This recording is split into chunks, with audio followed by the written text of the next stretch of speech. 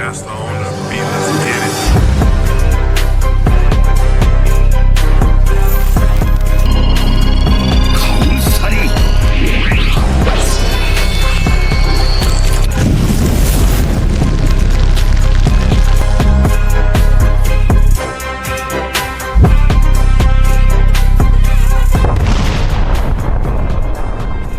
Alright, this is your boy Brainless back at it again. Welcome to the channel. So what do you say again? Alright, it's your boy Brainless back at it again. Alright. It's your girl Brandon back at the Aye. Mary. I love you, mommy. Te amo. Mwah. I love you, mommy. Yeah, my daughter's doing the intro with me now. You know, I love it. Yeah. Go finish your breakfast, mommy. Mwah. Te amo. Besito. Go, mommy, go. Wait, I forgot to say something else. Wait. What? And that was your girl Brandon's back at the game. Aye. That's what it was. Yeah. Go, mommy, go. Let me go. Aww, I love you, mommy. Te amo. Hey.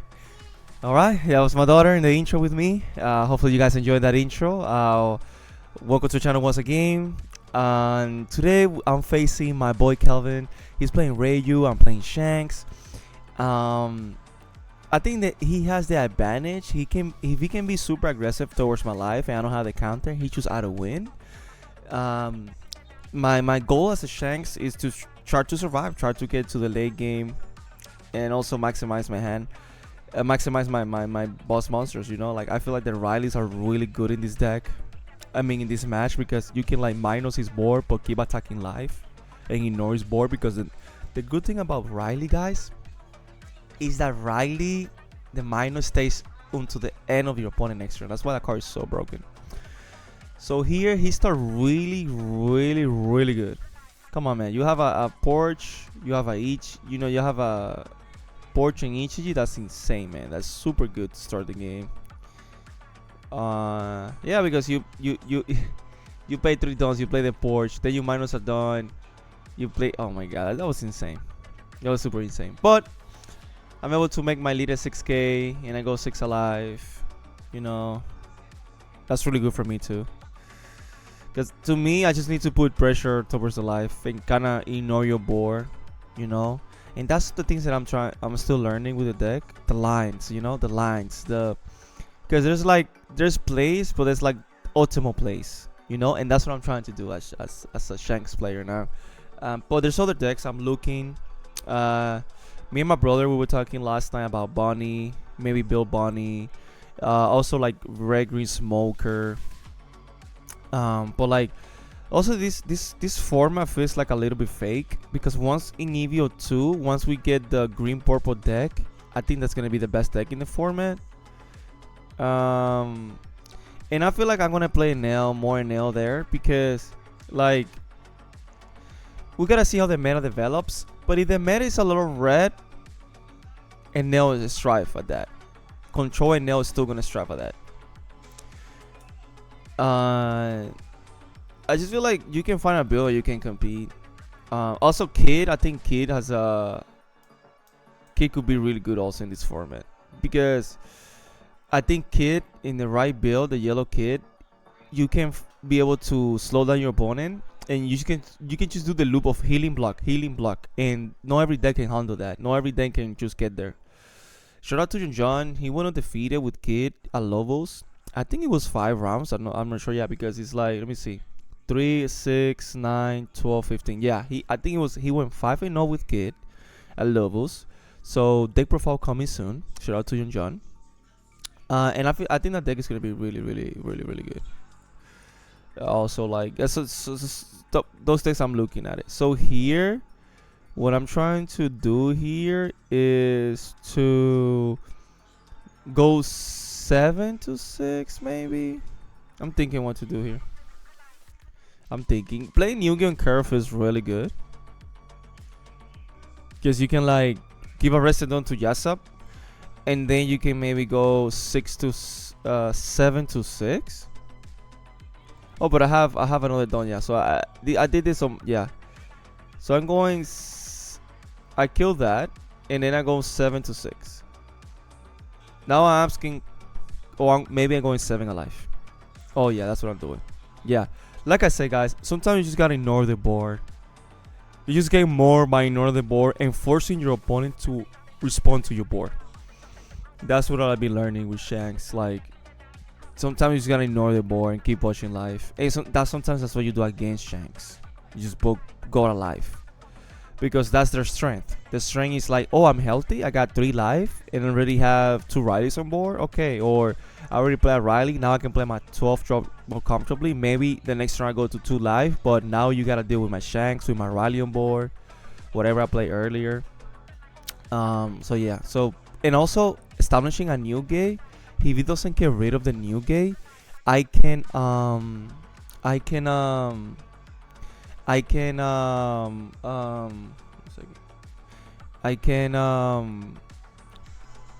lot of things that he plays is 5k or less, and I have things that minus already, so I can just pop and get a free pop every turn. You know, maybe that's what I gotta do with my list, like just rely more on new game.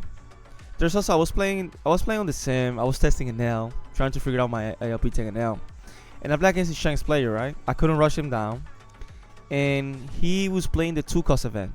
There's a 2-cost event for Shanks. If you lead his Red Hire Pirates, you can minus 3,000 character on your opponent board. And if your opponent board has if your opponent controls a 5k or less, you can draw a card. So I think the card is really, really good. It's just another brick. You know, it's 2 dons. Snake is only 1 don.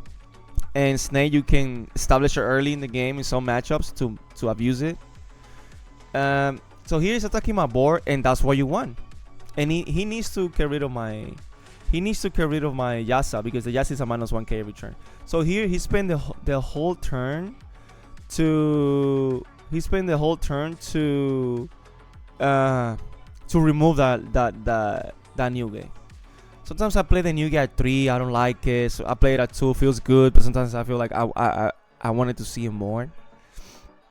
So here I'm gonna minus 3 that, and I'm gonna minus 2 the blocker and pop the blocker. And now I think I have 10 dons. Here I'm going 6 alive. He took it, I'm going 6 alive. There you go. And then I pass. There you go.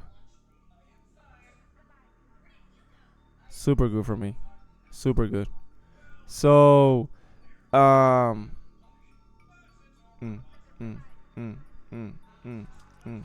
super good. It's feeling super good for me. Be able to play like that's what I like I said, I don't have all the practice in the world yet with Shanks, but be able to play that Riley, and I'm like, okay, each is gonna be a 4k, and I'm gonna attack your life. And I think that's what I need to learn more about Shanks, and I've used more. That's kind of the strategy that I do against Usopp now after this tournament. Where like, yeah, I'm gonna play my Rileys. I'm gonna respect your board. You have to respect your opponent board. You know, but like, I don't have enough minus to kill the Ichiji. And like the Ichiji, you can just bring him back for free and be that's also the reason. You see, I could have paid 1 don and play the building snake, but like if I remove that Ichiji, you're just gonna bring him back next turn being a 7k, and you're gonna minus 3,000 I think, or 2,000 my Yasam, and killed it. So like that's also the reason you gotta play around you gotta know your matchups. Like if you kill that Ichiji, he can just bring him back. And he's gonna keep doing the same loop. So I have counter in hand. I want to keep that my hand size decent. That's what the reason that I also didn't care about popping the Ichiji. You know, and now I'm having a 1 life, and he's taking his time because right now he's falling behind. 1 life, no blockers, and I'm building my board slowly but surely. And imagine if he didn't have that red rock the previous turn. We would be doing some more crazy plays, because I would be able to kill Ichiji and the blocker at the center. Insane. But sorry about that. But bro, Reiju, just keep drawing, man. Reiju is insane, man. I think Reiju is a sleeper deck in this format. Super good deck. I mean, if they high roll me, they just destroy me. If they start doing HG, they're just gonna kill me, man. There's nothing I can do. What you do as a player, you're just trying to learn the lines to minimize their strength and to slow them down. You know, I'm just right now trying my best. You know, it is what it is. So my hand is looking pretty good. I have counter, have zero calls, and I think next turn I'm gonna establish the 12k. Why? Because I'm healthy. I'm at 3 life, and if I can make his whole board minus, it's really good. And the advantage of just playing that Riley and keeping him a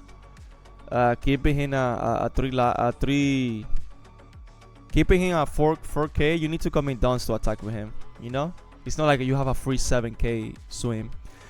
I don't think I did really ability, just in case he was debating on attacking with that Ichiji.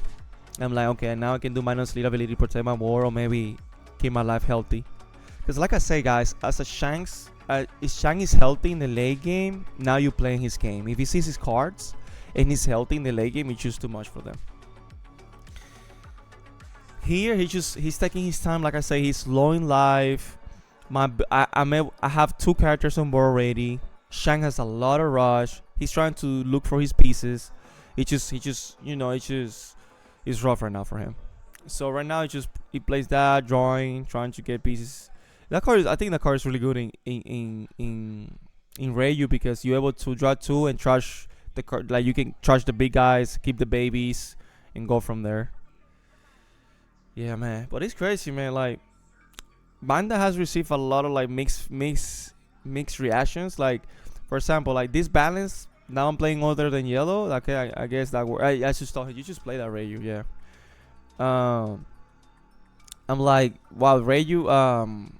Cause like, yeah, I mean, I guess everybody's playing different decks, but like, for example, now like we are heading to a tier 0 format. So is that banning was necessary? That's what I'm saying. Like, I think he went 5 and I did lead ability because I haven't used it. You see, I didn't use lead ability when he went 6 to 6. So that's why you don't just auto use your lead ability. You need to think through, because if you use your lead ability early, now your opponent can math you out or do bad attacks. Be more efficient with his attacks, because he doesn't know when, because you already used your lead ability. And keep it in mind, your lead ability is until the end of the turn. So we're heading to a tier 0 format with a blue, purple, a snake or Luffy, right? So is the banning was necessary? You know what I'm saying? And people are saying, oh, they're going for the to make profit, and it's a business. You need to understand that Bandai is a business. They need to make money. They need to sell their product. But I feel like their product always sell. Like, Bandai is always, for the most part, at least where I live, out of stock. Bandai is always dry. Like, people buy product. One Piece is doing really, really well. So do you really need it to do that to, like, because now it's like, if there's a tier 0 format, like back in the day with Newgate, you need everybody, competitive speaking, needs to play Newgate to compete. So now you're making a little like blue, purple, Luffy. You're forcing everybody that have hopes to do well in big tournaments or regionals or nationals to play the best deck. Yes, there's going to be road decks. There's going to be strategies that if you're lucky and you have a good match against the meta, you're going to do fine. But generally speaking, 80% of the people, they're going to go for the best decks. That's why you always see in big tournaments, you used to see Black, you used to see BY, Lucci, and Dofi, right? In OP-10, that's going to change because Lucci, I don't think Lucci's dead, but it's not as powerful, as broken, as free like it used to be. BY, I hear all the YouTubers saying, oh, no, BY is not dead. Okay, that's fine, but is it going to be that relevant in high competitive, competitive environment? Is it going to be that broken, that free? And when I say free, it's like you have access to powerful cards. When you ban powerful cards, it doesn't mean the deck is 100% dead, but it's not going to be as consistent as it used to be. It's not, when I say the word free, it's like me with a nail. I can, before Raigo ban, oh, Gedatsu, Nami, Roka Luffy, Kara, Yamato, rush you down with Ace. I can Raigo you anything you play. So that was really powerful. Now I can play an L, but like if I play against Shanks and you play 4 10 drops in a row, what am I doing? I'm probably gonna lose that game. I mean, there's a world I can just rush you down if I have body true. Like I said, there's a build I can find, but like that's what I'm saying. It's not as free as it used to be because now the deck has less powerful cards to their assets. You know, we have less powerful cards. So when you bring a deck like blue purple Luffy, we're like, oh, after 8 dawns, I'm gonna draw 2 cards per turn. I'm gonna set up my next draw. I can Sanji play 2 9 drops, 2 9Ks, 2 9 cost 9Ks characters, or I can play Sanji with a blocker Kara, and you're never gonna kill me, and I'm a 6K leader.